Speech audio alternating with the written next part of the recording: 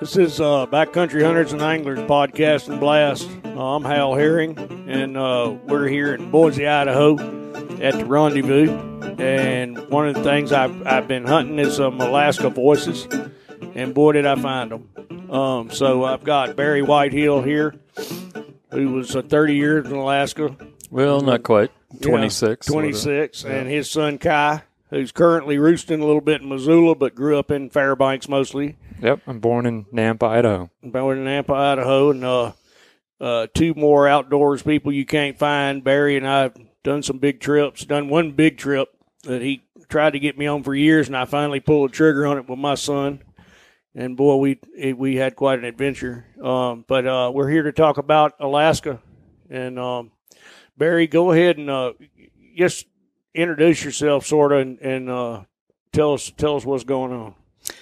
Well, thanks, Hal. And, I was, I think, equisential like so many people. Grew up reading Jack London books and listening to people talk about stories, especially in Alaska. And so it's interesting. I've always had a little voice in my head that said, and I've listened to this voice, it told me at a young age I was going to die in Alaska. So I could be 100 and die, but right. I knew I was destined for there. So you're still alive, so you still got your chance. I'm running good country. So yeah. Well, you grew up. You were a hardcore hunter and fisherman before you ever headed north. Well, or a hunter. I remember when my parents were public teachers, and back in the day, they only got paid on a 9-month contract. So my father, who was a fervent fly fisherman, augmented the family diet from the end of school till the next paycheck, 1st of October, and we almost resided solely on trout. So I kind of got burned out on fish. That could turn a man toward red meat, couldn't it? And it did. And I dreamed at an early age about having elk and deer steaks, and we didn't go to the store and buy beef. It was all wild game. Wow. Yeah. And where was that? Oh, I was born in Chewelah, Eastern Washington, and then grew up around Cheney, and ultimately went to Washington State University with a degree in wildlife and got picked up by U.S. Fish and Wildlife Service. Gotcha. So that's what took you to Alaska? Ultimately, yep. Yeah. I was working in northern Nevada. Kai's mother, Betsy, who worked as a biologist. Yeah. Got tired of Brown, came home one day and said, I applied for a job in Alaska. I'm moving the kids up there. You can come if you're ready. And that was the end of the story. We went. Yeah. And Kai, you were moved there at age 3. Yep. Yeah. And were you were pack muling for your daddy? Yep. Whether it was cranes, grouse, those were kind of the more common things. And then the big trips, I didn't start going on until a bit later. Like caribou, moose. Yeah. Well, y'all were in the heart of it. I mean, I've seen a little bit of your country. But one of the things you were telling me earlier, like that your daddy was other than just having to eat trout all the time, he was such a fanatical fisherman that you just went the other way, right?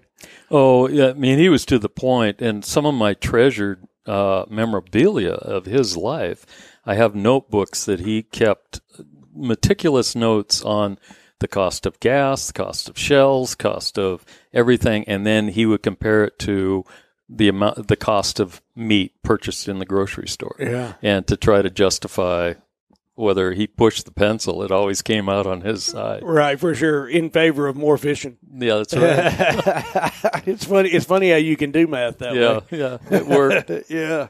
And Barry's lived pretty similarly, but with hunting. Right, I mean, sure. He talks about his childhood, and we didn't go anywhere unless there was fishing involved, and same for me. You never went anywhere there wasn't hunting? Yeah. The only times I've ever been to Arizona in my life were because he brought me there because he wanted to shoot some quail, basically. Right. Not a bad reason to go. There you go. Kai, are you hunting now? Yeah, but mostly so I guess I'll Go ahead and identify yourself. I know you just became a life member of BHA.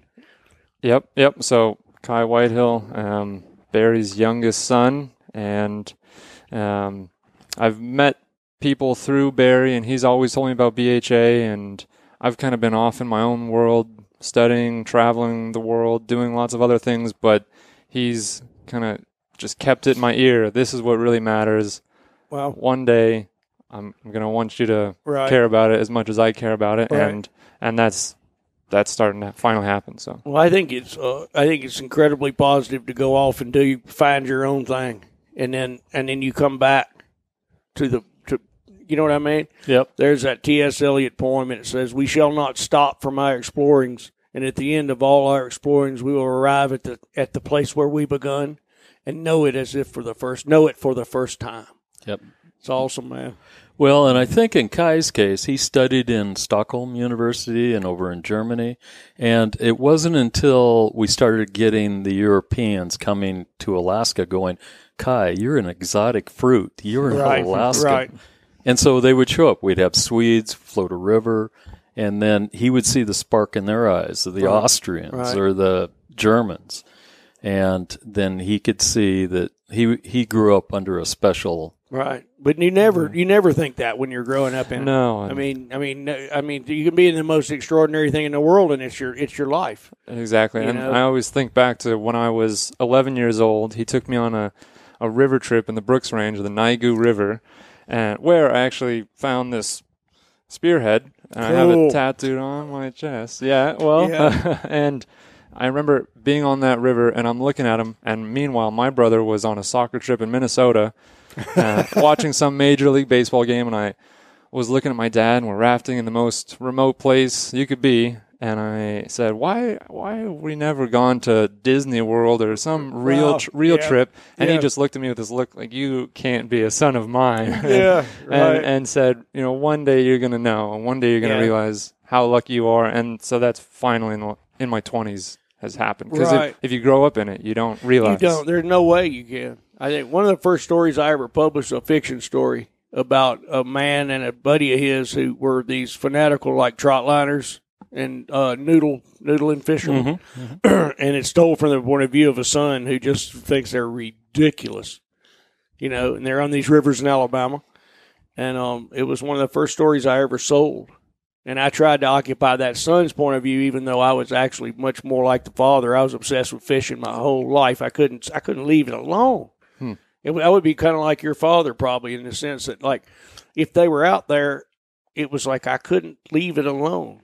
And it wasn't an unhealthy compulsion. It was just like, holy smokes, it didn't matter what they were, horny head chubs to freaking, paddlefish. Oh yeah. Like, it's a bizarre thing, and it comes with some kind of predatory thing down up in you. Mm-hmm. And it just, thank God it does too. Yeah, it's some of the best times of my life. I mean, I can go back to age 6. Well, on the trip he was talking about on the Naigu, we ran into a wolverine, he and I, as well as all the other components of it. And he was 11. So his senior year, I believe, of high school, he, for an English class, wrote your most memorable experience. Uh-huh. And he kicked and moaned the whole trip. So I'm reading this, and it's like, what the? It's funny how it turns out that way, huh? Yeah, I call foul. Yeah. So y'all have done some big trips. I know. So the trip I did with you, Barry, was down the Adigan Gorge to the Sag River, and it's a Sagavanir talk. Yep, it's close enough. I could say that was a huge trip for my son and I. Just in the level of white water and I mean, that's an explosion. It's an explosion of experience when I'd never been to northern Alaska, and all of a sudden you're paddling this boat, and they go, "Oh, you paddle a bucket boat quite a bit, eh?" And the answer was never. And the next thing was there was like these. Well, let's just say my son was bailing like a madman. there were some interesting trips. I mean, some interesting drops in that thing. And there's actually in that gorge there is a wall that we've named after Kai. That's what I remember. This one reason I was like, I knew exactly who you were when he said, and I was like, that's Kai's wall. Yeah. Where he stuck with an Idahoan, Dave Langhorse. Uh-huh. He was injured from a motorcycle accident, so he's stuck on my raft. My Will, 20-year-old. So he takes a cat and puts it stuck on the wall. So, wow, how did that come out? We almost capsized twice, but both times we dove to the other side and kept it. Yeah, but we just kept getting bounced back to the shale wall. Yeah. The waves were keeping us right up against it. And what made it worse is that we had a crowd by the end of it, a dozen people almost watching and just waiting. Wow. And luckily came through. So they were looking for even more entertainment. Exactly. Watch this. Yeah. And that night, trying to go to sleep in my tent, each time I closed my eyes, it was instantly right back at the oars. You bet. And, man, that took about an hour or two to finally fall asleep. Right. It's a lot of adrenaline. Yeah, you bet. And whatever the residuals of adrenaline is like that. Yeah. Well, I know that trip was we were unsuccessfully looking for that caribou herd. But we saw a lot. We saw that muskox down in there too, which is actually the highlight. I mean, I go back to that. I can see that muskox in my mind right now, as if it were like right here, you know, because I've never really imagined a muskox. And there's so much in that country that would pertain to that, would fit that bill. I've never imagined this. You know, we were siphoning out those blueberries by the handfuls, you know, in that incredibly austere landscape. And no, the caribou didn't really show up, but that was pretty tertiary, really. Well, and I think that's the bottom line. You know, killing something isn't the goal. It's really the experience. Right. And by the time we ate all that Thai food you had, I was really looking to shoot something fast. Yeah. Well, and, you know, in some ways, coming back from an experience like that where you weren't successful or didn't even see the game, you know, you can see how dynamic that landscape is. Yeah. It can go from boom to bust just like that and back again. Right. So it really made me appreciate that wood stove and that seek outside tent. Oh, definitely. Kevin Tim was with us. We did a podcast with Kevin.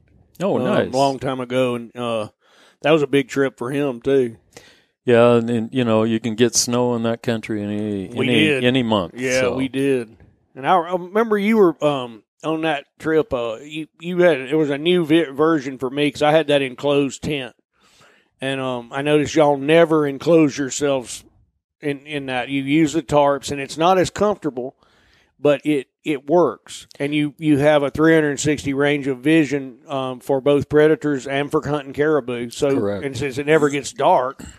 So tell me something about how y'all evolved into that technique. Well, it was the old Integral Design. It was a Canadian company that came up with that. That I found out first. It was those sill tarps, and so lightweight, and then just I'm claustrophobic, and I don't like getting in a tent, right. and then realized, you know, especially in our landscape where you have large predators or want to see what's going on, using a bivy sack and that sill tarp setup, you can pretty well go anywhere, right. And lighter weight than packing a tent, and right. You can cover more area 10 by 12.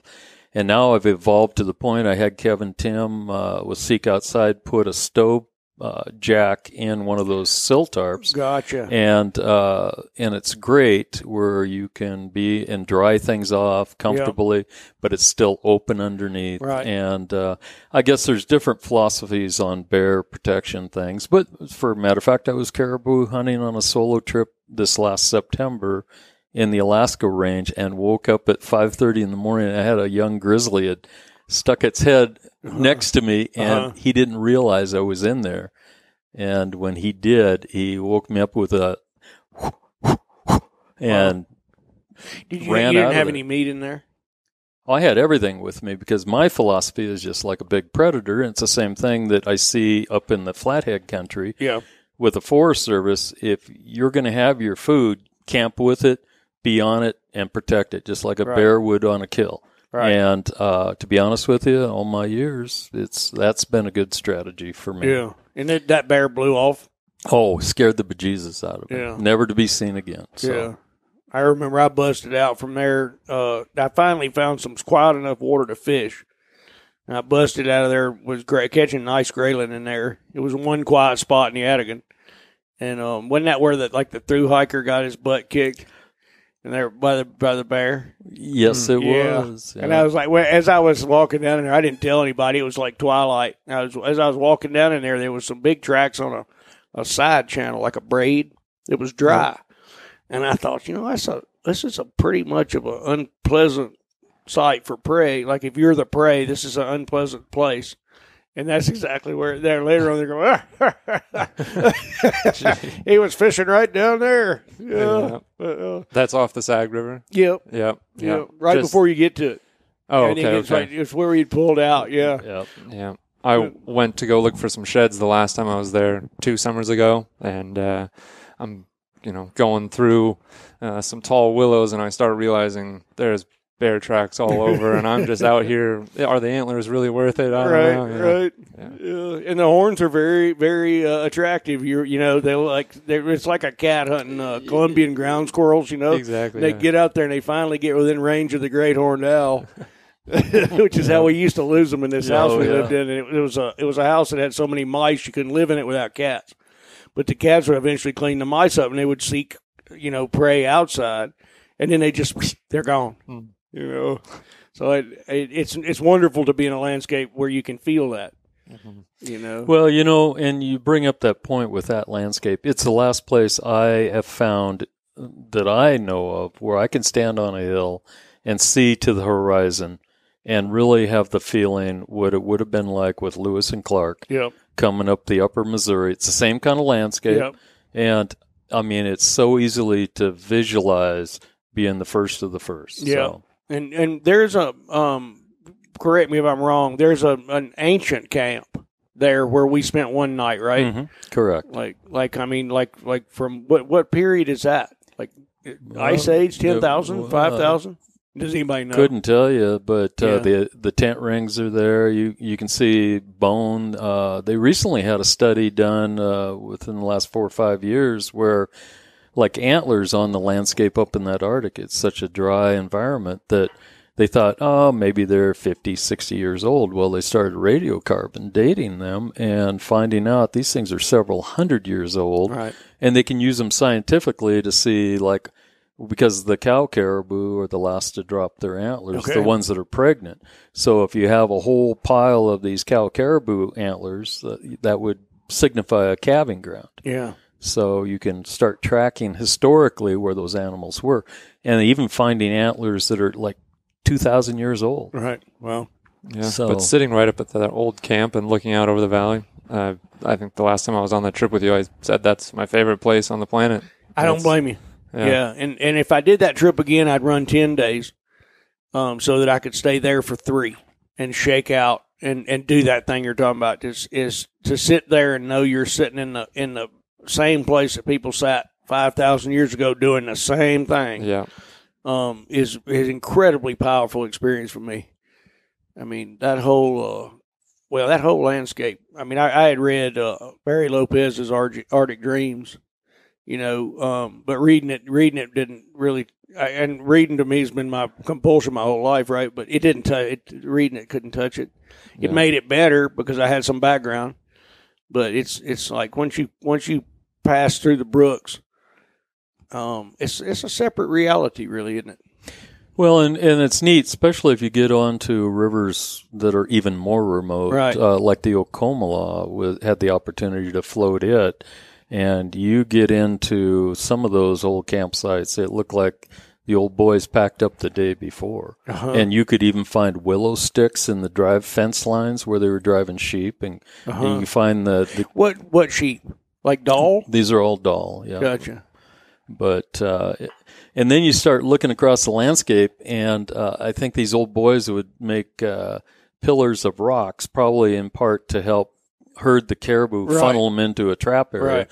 And I noticed they're bright orange. Well, it's the lichen growing on it. Now, here's a theory of mine that I think, if you're trying to make the caribou think they're humans, you're going to piss on them or something to make them, more smell or look. Right. And I realized what's pissing on them now are the wolves. Uh-huh. And what that orange is a lichen, I think, that's unique to urine breaking down the limestone. Wow. Yeah, there you go. And then if you start looking for this orange, you can see these orange dots, and that's what it is. Wow. I know south of Highway 90 in Montana, going down into the Madison Valley, there's a series of cairns, and they didn't. And I'm not an archaeologist, but the theory that I was told was that they could stand at those cairns with a hide or something and spook the antelope, and it ends in an antelope jump where the bones are not buffalo, and it's not big enough to kill a buffalo either. It's just enough to like cripple like the fastest animal there, so you can get an atlatl at it or. But that's an antelope drive line, and I found that to be unbelievably fascinating. That you ain't even got the bow, but you've got the brain, and so people have ever been thus, right? They're always doing the clever thing. Well, I'll tell you, in that case, it was do or die too. And when we went hiking around in Norway, we found a lot of those caribou pits where they were doing the same thing with caribou. Is that to knock them into a pit? Yeah. I'm fortunate because the relationships I've built. My best friend is a Gwich'in chief, Paul Williams Sr. from the village of Beaver. And Paul, I've had the honor of doing a lot of remote trips. Matter of fact, this a summer ago, or this last summer, he went with us floating from Arctic Village to Venati with Soul River Inc., and Soul River is a nonprofit set up by Chad Brown out of Portland, Oregon, where he takes PTSD veterans like himself and interfaces them with urban teenagers. Wow. And so we had 25. Holy smokes. And Paul, he grew up, he didn't speak English till he was 16, got sent to Wrangell BIA school. And so he grew up in a traditional lifestyle. Well, you sit there with Paul, and he'll be talking, and he's working with his hands, and what he's doing is stripping the roots off of spruce bark, and these small roots, and he can get 4 strands out of it, and without even saying anything, he's twining them together. Making cord? He's making a cord, and he makes a cord about 1.5 feet long, and that's enough to make a loop to catch a rabbit. Pulls over a willow, and now he's got a snare, all just sitting there talking to you. Wow. And that, that skill set, there's very few that still have that memory, but it is something you can go from nothing to dinner. Yeah. And Paul, too, it's not just the skill set, it's the mindset. Right. And I love the story of Paul and his Gwich'in buddy going to Hawaii for boot camp. And, they'd spent 3 days without food chasing down moose in the most remote areas. Yeah. And they show up to boot camp. It's, you guys are going to feed us 3 times a day. We get to go on hikes. They thought it was great. Yeah. And that's what hunting and being outdoors is. It's just a mindset. That's right. Once I started preparing for the worst on these trips with Barry, they got drastically better. So right. Yeah. Because you've lost your expectations and things are going to be easy. Those people never had it. Well, that's it. And, it's no greater honor than sitting with a group of Gwich'in elders, and they're telling these stories of their youth. And one of the best I remember, Caius Peter, who unfortunately has passed away from Arctic Village, he was saying he and his brother and a brother-in-law went up, and they were pretty much out of food, and they found these big bull caribou north of Arctic Village up on a mountainside. And they went up there and shot them, and it was so cold that they formed this sled out of the hide, and it froze in place. And then they packed the meat of these bulls into this sled, and Caius and his brother was supposed to hold on the back end of this sled. Yeah. Well, the brother-in-law had a 10-foot spruce pole. It was going to be like a drag or a brake.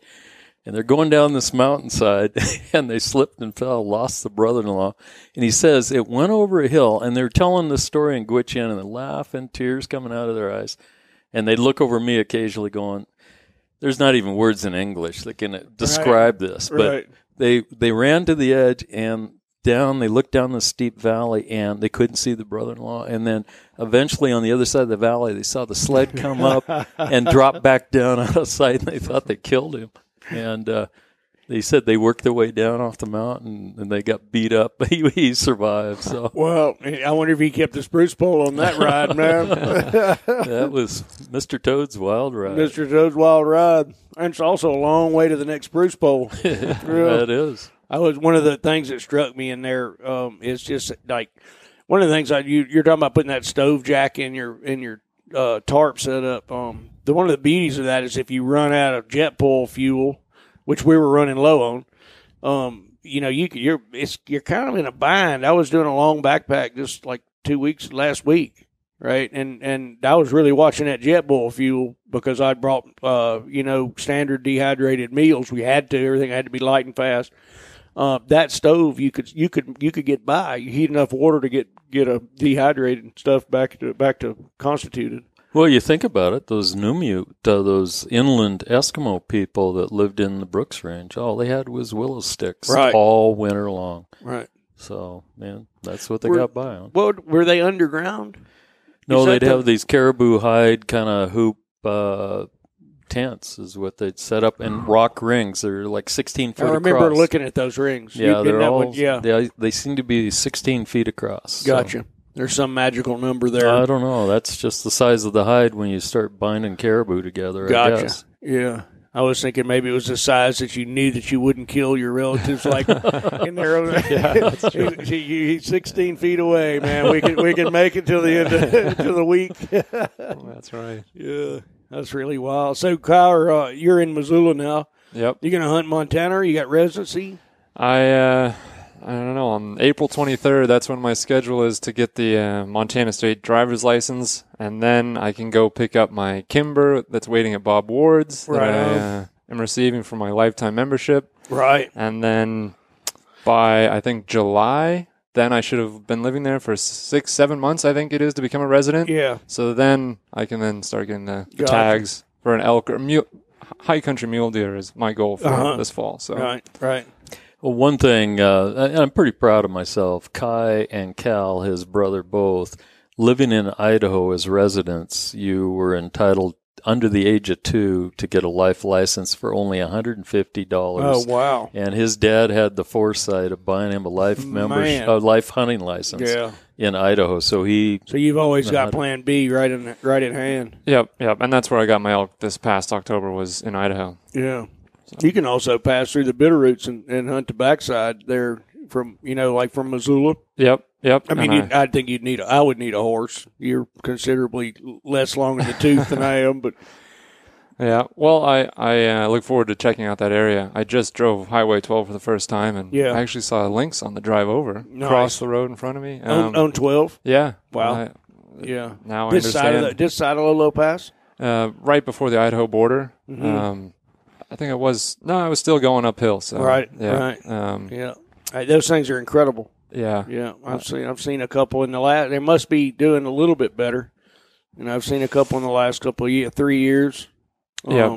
Now I really understand how remote that area is. I know BHA has talked about it being the largest contiguous chunk of wild public land in the lower 48, and I'm happy to be right there with it. So. You've been in there quite a bit, right? A little bit. Yeah. I did a couple of trips in there when I was much younger where just lit out for the territory sort of, and just passed through from the Bitterroot over to the Selway. And those are life-changing trips. And they were solo trips, which helps because you ain't got anybody yakking at you, and you can't ever get out of your space,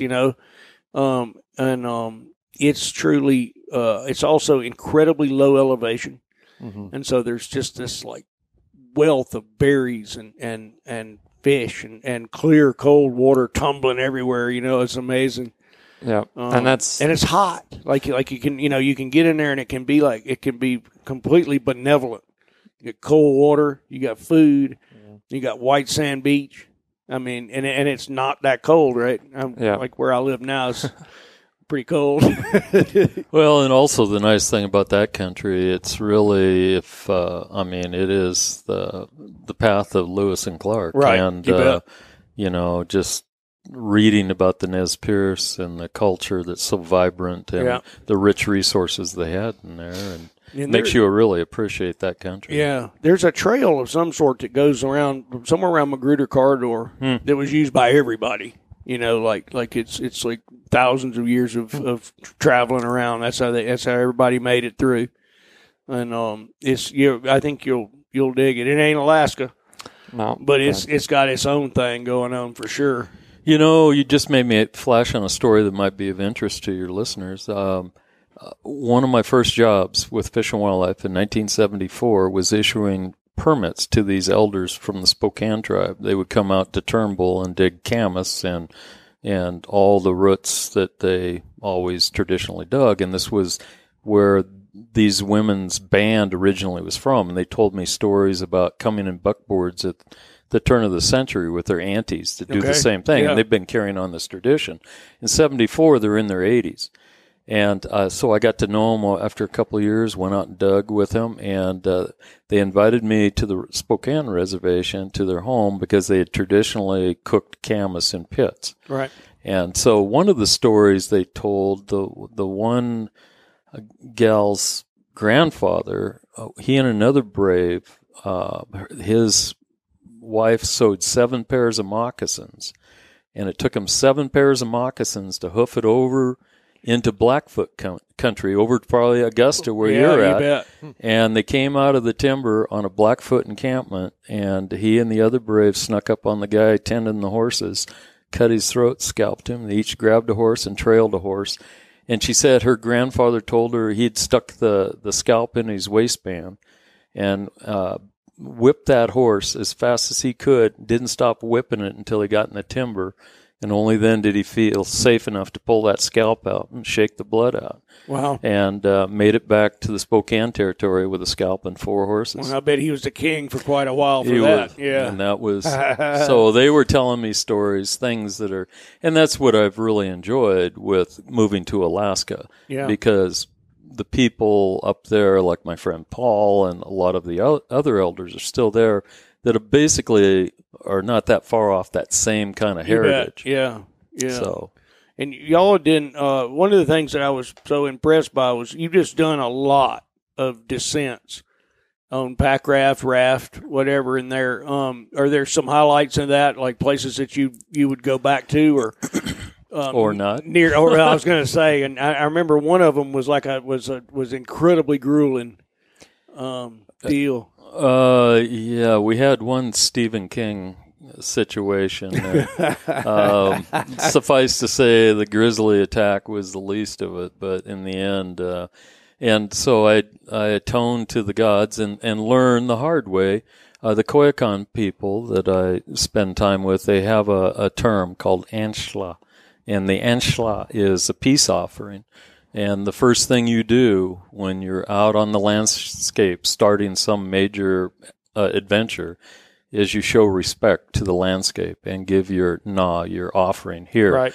And so an elder approached us after we got rescued from this whole debacle, and he asked if we had done the anshla, and we hadn't. And so it was basically, there you go. What did you expect? And so I've been faithful to doing that peace offering ever since, and so have not had those terrible experiences. But that particular river, as near as I can tell, it was a first descent. And we waited 5 years, went back and did our anshla, and we had just a wonderful, incredible experience. So. And on the first one, what was there a series of unfortunate cascading events? Oh, very much so, yeah. Especially when the pilot who had been all over Alaska dropped us off, and we were using a helicopter to get in because it's so remote.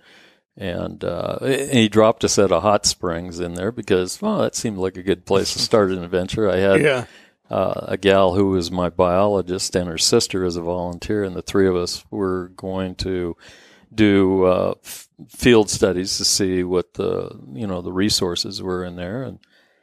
And right off the get-go, we had this male grizzly in a predatory mode hunt us down, tried to take out one of the sisters, and had to deal with that. And then ultimately we had one of the girls hit a sweeper, and boat and all disappeared. And it went to the bad place in a hurry. Found some cabins where there were notes on the doors saying, I'm gone. Well, there was, we were told about these cabins, so we agreed to check it out. And for the BLM, they were under contract, and the BLM folks I talked to in there said that they had these 30-year contracts on these cabins, but they hadn't been in to visit them. And so we found the first one, and there was a cache behind it that you could tell a grizzly bear had climbed up into this cache up about 12 feet. Uh-huh. And there must have been a lot of snow that probably helped him in there.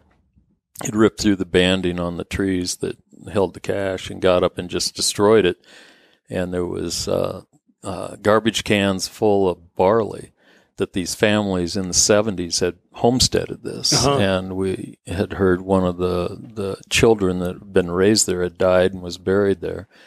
Anyway, the other cabin found it. The door was open, went in, and there was a note on a nail, and I happened to pull it off. It was a little 5x7 piece of paper, and it was dated in early 1980s going, "Dear cabin owner, thank you for leaving this cabin unlocked.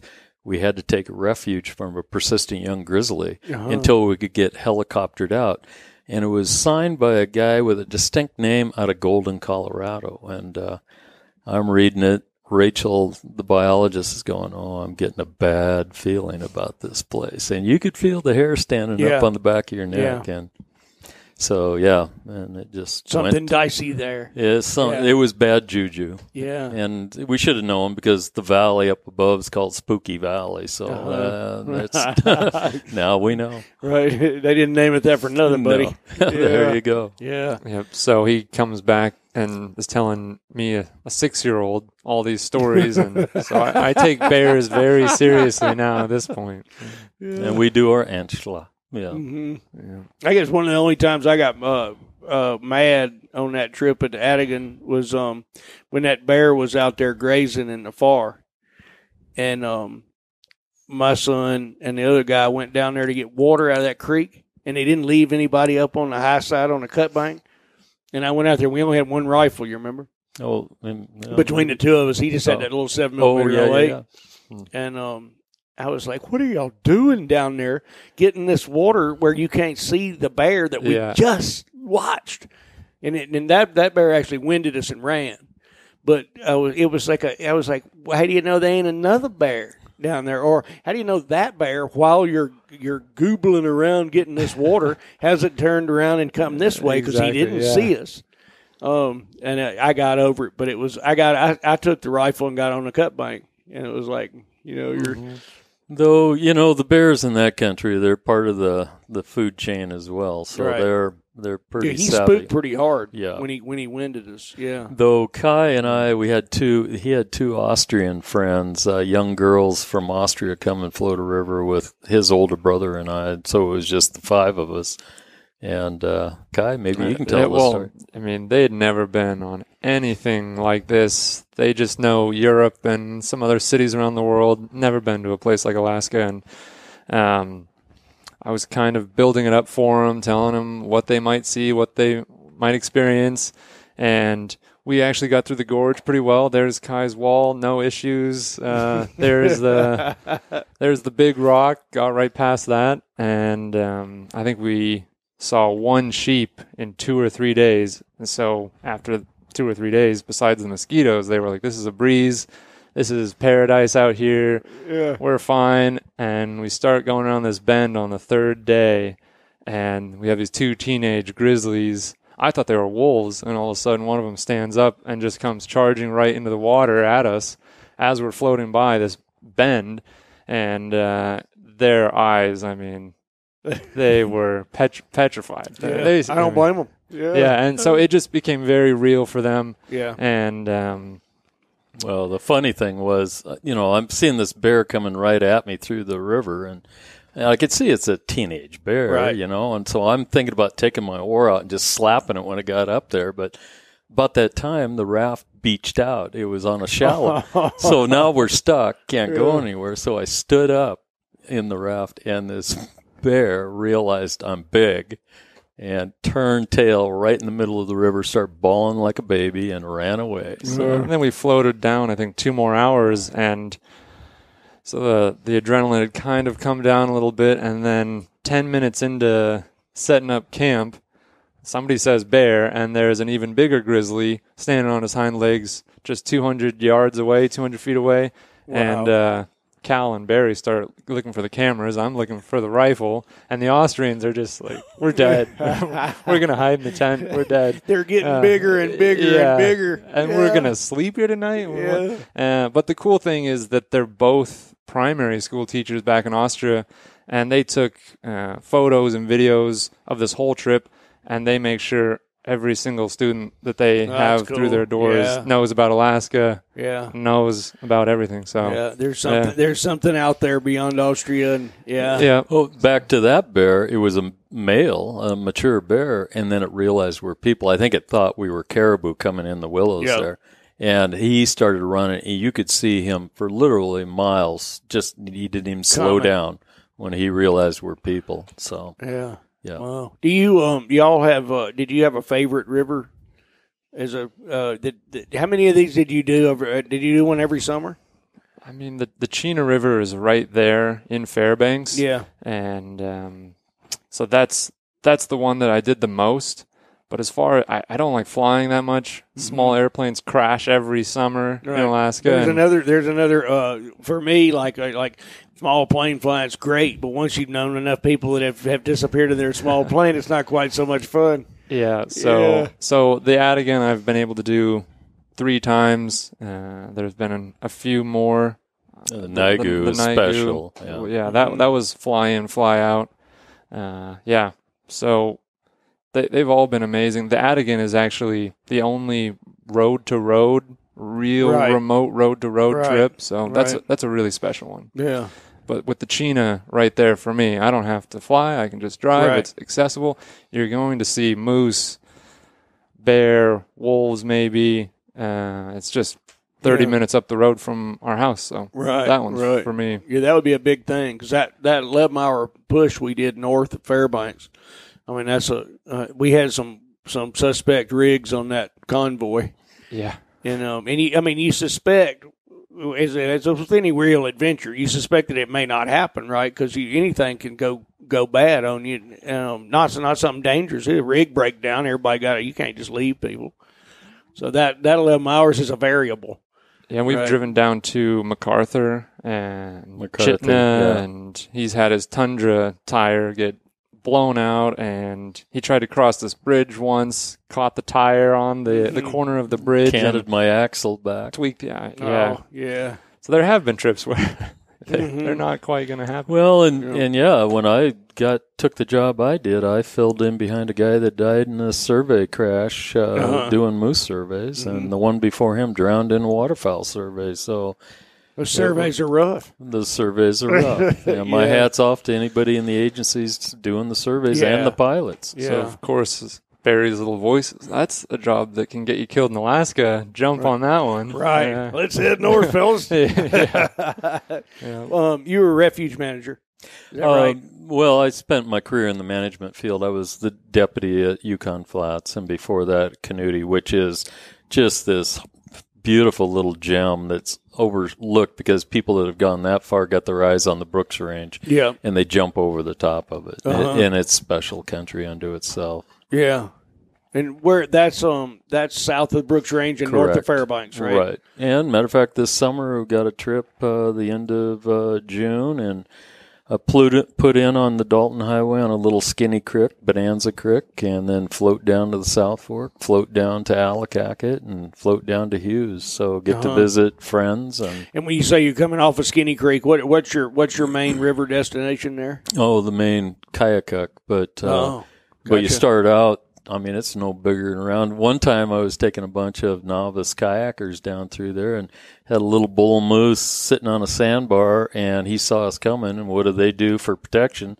Jumps in the middle of the creek. They occupy the open space. Well, and he's protecting his hindquarter. Now I only got 6 feet on either side of him, and I got to get us all by there. Yeah. It turned into a goat rope. So yeah. Nobody got hurt, but yeah. Anyway. Are you a fan of the pack raft? Oh, very much so. Oh, my God, it's just... I'm late to that party. I still don't have one in there. I've got some good spots for it. And Packraft over here, he's got a brand new boat that you can store stuff inside the tube. I think it's only $1,500, and it only weighs 14 pounds. It's on the list for the spring. Right on. A lot of things. Mountain bike, Packraft. The list goes on. Right. Matter of fact, I'm working in Marathon Key, in the Keys from Key West to Key Largo, and I have my 2 Packrafts. They only weigh 4.5 pounds, and so now I can paddle around in the Keys on my time off. Yeah, mangroves. And it works, like you're not getting blown around? Awesome. Oh, but you get on the lee side, so you don't have the wind. Right. And treasures, oh my gosh. Tuesday I go to Earth Day. I do a presentation to 100 kindergarten first graders at Joy Elementary, and I have a treasure for each one. Because and what's the presentation on? Nature's treasures. Just getting out there. And actually have some treasures to offer. And, and it's just, you have to just get out there. But once you get out there, you don't know what you're going to find. Right, right. How much longer are you going to be down there? Barring any other disasters, probably the end of May. So got another month. There's some big tarpon coming in there at the end of May. Well, I throw my scraps to them there in the harbor. Yeah, so. I've done that too. There's some big iguanas in there too. Very tasty. I hear that people are reducing the population there with maybe barbecued iguanas. Yeah, it's almost up there with lynx. Some of these Alaskan primitives have arrived, and the iguana population is plummeting. Yeah, he passed through. I was living in Portland, Oregon for a moment, and he passed through on my birthday 3 years ago, and I went from an empty freezer to a freezer with moose, elk, caribou, sheep, mountain lion, halibut, salmon, all in one go. Yeah. It's a hell of a jump from ramen noodles, buddy. But you got to earn it. But you got to earn it, or somebody's got to give it to you. Yeah. So one of the things I want to get to before we run out of time, which when we're fine, but was BHA Alaska, and some of what the stuff y'all are working on, stuff you're concerned about, and it doesn't have to be. Hell, we can do the litany of trouble if you want, because, I don't want to down people out, but we also need to be truthful that there's some challenges in Alaska, and all of this, the wonderful things we're talking about are going to have to take, it's going to take the people of the United States of America to keep those, I guess, to keep that birthright alive. Oh, yeah, this time we're on a real juncture, if you will. And if there's people out there listening to this that have the dream to experience the Alaska experience, which you can still have, unless we can turn the tide, that experience isn't too long from being dissipated. Mm-hmm. And, we're talking about the big ones like Pebble Mine or drilling an Arctic refuge. And one that isn't even on the radar is Ambler Road, which is over a 200-mile road punched in along the base of the Brooks Range to the west from the Dalton Highway. And what's the purpose of this road? To allow them to economically extract metal out of there, but once it doesn't take a rocket scientist to know once you punch in a major artery like that, it's going to start fingering out to Absolutely. God knows where. Right. And where is this public land? Is this BLM stuff or what? It's going through National Park Service Preserve, and it's going through BLM land, and it's going to cross the Kobuk Wild and Scenic River. It's a designated wild and scenic river, and this year is the 50th anniversary. And the last thing we need to do on the 50th anniversary is put the death nail in the coffin of one of those. So. Right. And what else we got going on? Oh, well, and that's just touching the surface on the big stuff. There's a question I want to get back to right there. I didn't mean to interrupt you, but there's a question I've always had is the resource, is a petroleum resource, is it validated that it is is it for sure in ANWR, or have we been just arguing about this for years for a hypothetical? Well, I figure somebody knows. They've drilled a couple test wells out there and, doing the research. Then, they're banking on that. Those resources are there, but I always have looked at it like money in the bank. I mean, right now we have low oil prices, right. So, and why are we going to drain the last drop? And is that going to force us to the table to change our economy to, right.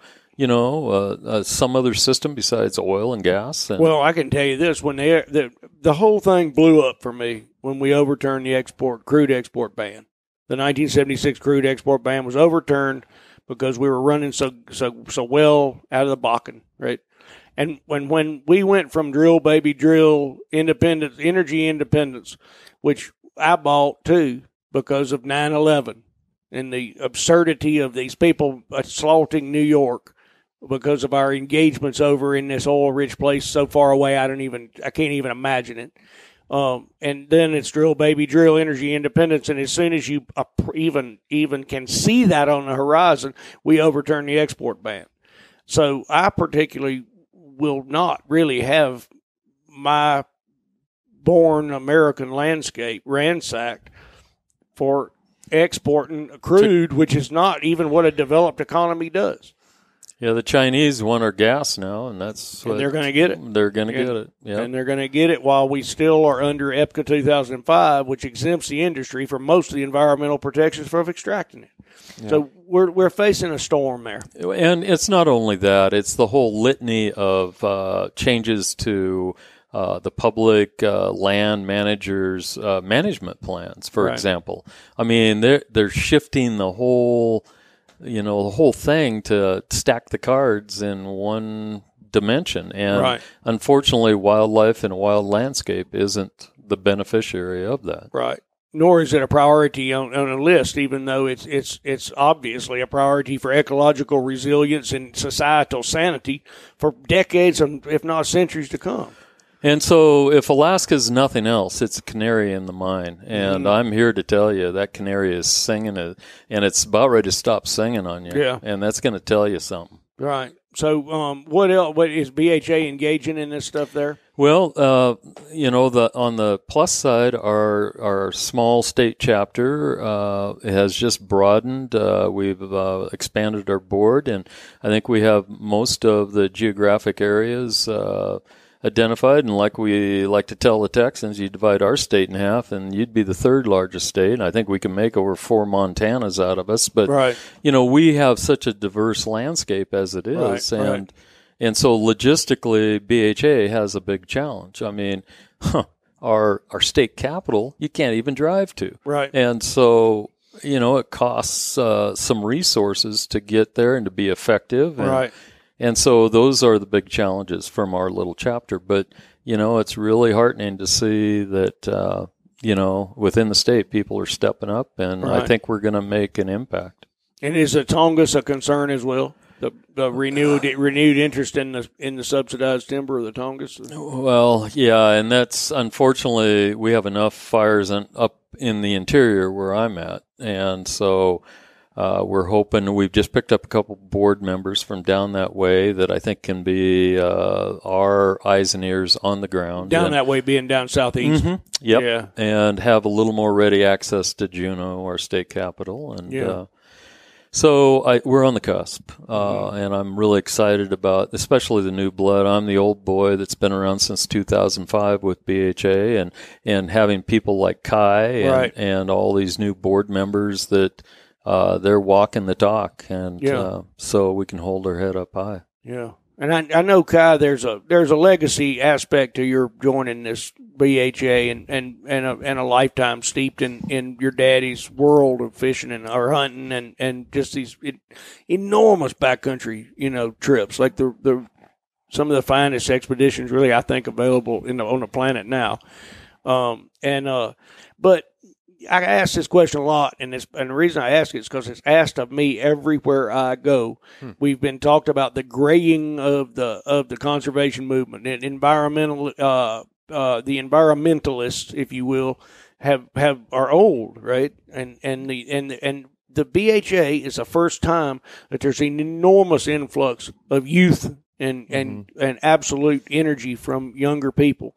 You're 27. I'm just running into people your age a lot in this. What do you have any Any wisdom on that? Any explanation for that? Why that is? Yeah.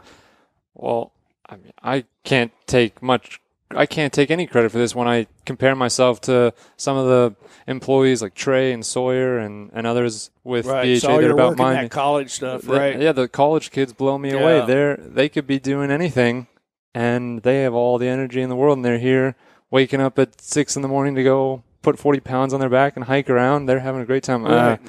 I'm happy to see it, and I'm trying to get more involved. As far as why, possibly, it could be that you start seeing the baby boomers finally get old, and you realize you might have to start stepping up to the plate to keep things the way that you've always enjoyed them. Right.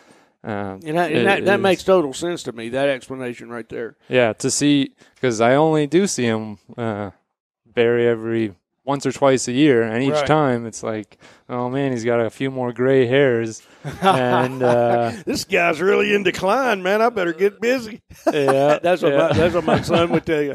That's what my son would tell you exactly. Well, just start training pushing a wheelchair so you can get your daddy back in there, or one of those rocket sleds like on a Wile E. Coyote. yeah, and so I just experiences like sleeping on the mountain with the elk hindquarters right next to my head, and he's telling me, you don't hang them in a tree, you stand your ground, and you safe. What was your three things? Safe, secure, and protected. What? There's a thing you had on the meat. Oh, it was safe, secured, and protected. Yeah, something like that. Or cool, secure, and protected. I think the experiences like that, it's like, well, once he finishes doing that, that's right. I want to keep experiencing things like that, and I guess I'm the one to start making them happen. Right, so right. I think one of the things that explanation works for me, and one of the things is we all know now that Calvary ain't coming. We're it. Yeah. Yep. You know, as I'm all for, I go with that Clean Water Act stuff all the time. It's my soapbox. If you can't have the Waters of the U.S. rule, and you can't have a super functioning Clean Water Act, you got big trouble at the federal level. I mean, talk about a canary in a coal mine. You know, that one's hanging upside down, you know, dripping onto the paper. So we, in a sense, I think that we're all called upon now in this dysfunction at the federal level to be the citizens we should have been anyway. And some of us were. You've done a lot, Barry. I mean, y'all. Oh, my hat's off to you, Hal. And I've done my little typing, you know. But I think that's another part of it. I think young people are no longer under the illusion that all will be well if you just don't do nothing. Yeah, yeah. Well, you know, in that sense, maybe this is okay. Maybe we. But I have seen the rewards. This last spring, I worked in Pasadena, California. And the time before I was there was 40 years ago. And I was dreading going because 40 years ago you couldn't see across the street with the smog. And it was clear, it was great, and it was like now the Clean Air Act is working. Yep, that's right. We've got to keep all these acts working. Yep, we do. And I mean, because we talk about this a lot, but the level of success is extraordinary in a planet with skyrocketing population. We've held on to a lot, you know, and it wasn't by some kind of accident. No. Yeah, we have a great legacy of conservation. Right.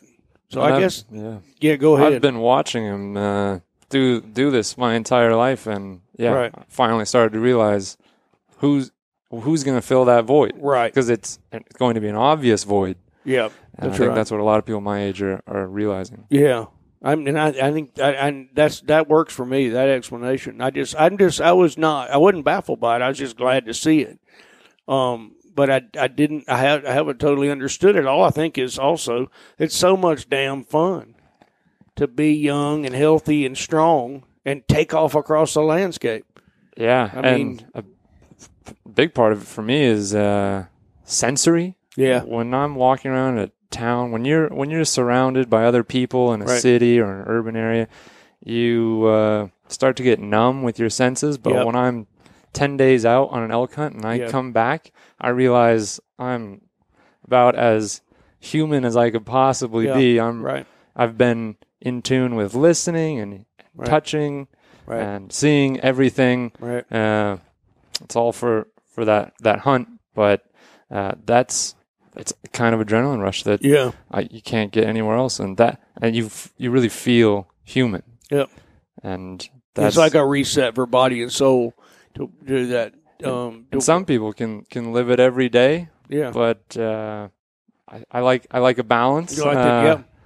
To operate on the extremes too. I mean, I used to go. You probably done it. I used to go to New Orleans and have a blast. I love New Orleans, And then we go straight back to like tree planting camp and just live like really, really hand to mouth. Yeah.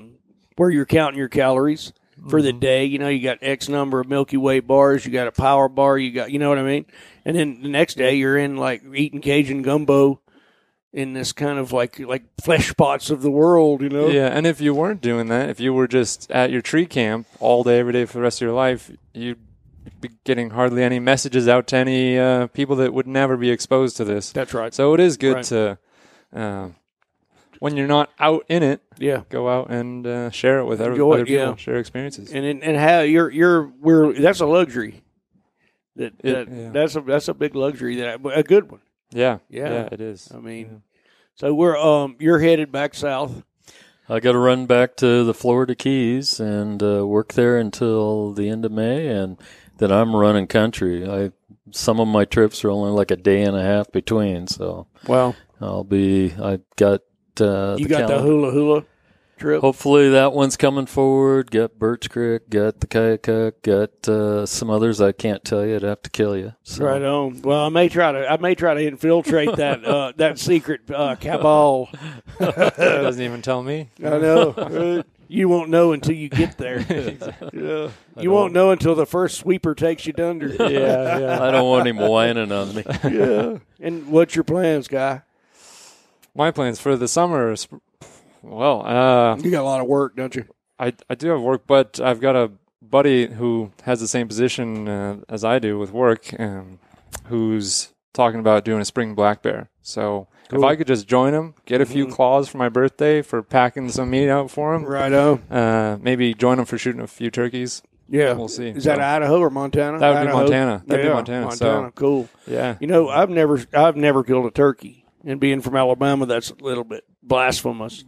But one of my goals, I've got a whole bunch of them. One of them, I just want to go catfishing on the high water over on the Missouri, which is a fairly attainable goal.